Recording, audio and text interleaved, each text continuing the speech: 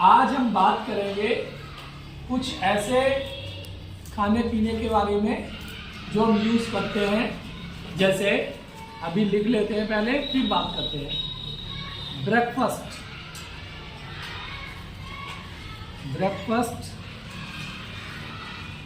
इसके बाद ब्रंच, इसके बाद लंच, इसके बाद स्नैक, इसके बाद डिनर, इसके बाद सफर। सुबह से लेके शाम तक जो भी आप खाते पीते हैं उनके ये नाम दिए गए। ये थॉट है एक तरीके से। तो हमें कभी भी ईट ब्रेकफास्ट यूज नहीं करना चाहिए, हमें यूज करना चाहिए हैव ब्रेकफास्ट। क्या यूज करना चाहिए? Have breakfast. ठीक, इसका उच्चारण भी देख लेते हैं। ब्रेकफास्ट स्लैश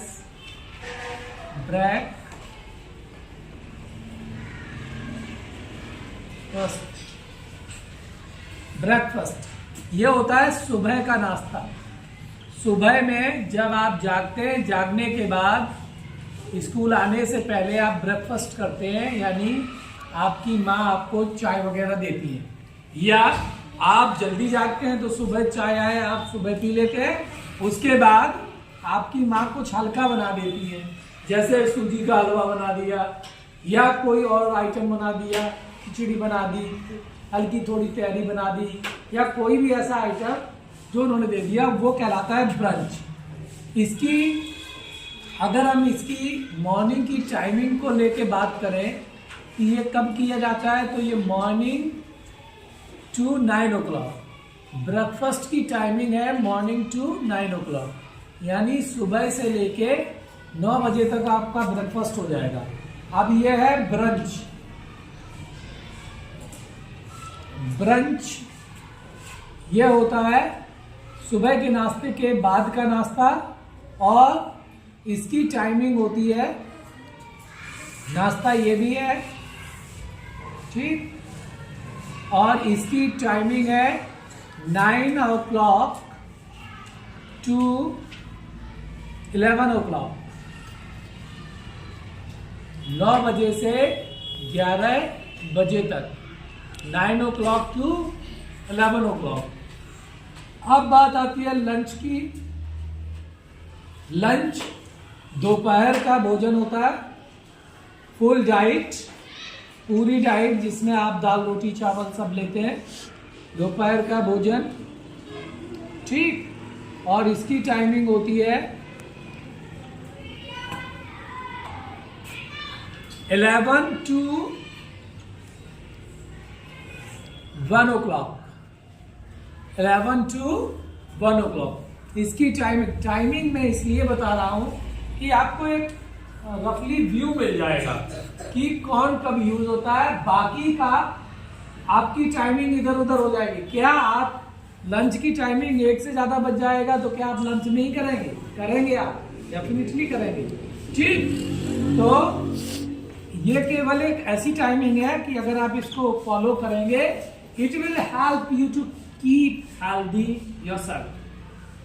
ये आपको मदद करेगी हेल्दी, स्वस्थ रहने में, ठीक। ये देखिए स्नैक ये है, ये शाम का नाश्ता है। ये नाश्ते के लिए अधिकतर लोगों ने देखा गया है कि शाम को मोस्ट ऑफ द सिटीज में लोग ठेले पे जाके कुछ चीजें खाते हैं, जैसे वाटर बॉल्स खा ली, टिक्की खा ली, ठीक। इसी तरीके से तुम्हारा बर्गर खा लिया, ठीक, चाउमीन, इस तरीके से। तो ये शाम का नाश्ता होता है और इसकी टाइमिंग होती है 3 to 5, 3 बजे से 5 बजे तक, ठीक। और क्लॉक में नहीं लिख रहा हूँ क्योंकि वो जगह थोड़ी कम है, इस वजह से, ठीक। 3 to 5 इसकी। इसके बाद डिनर होता है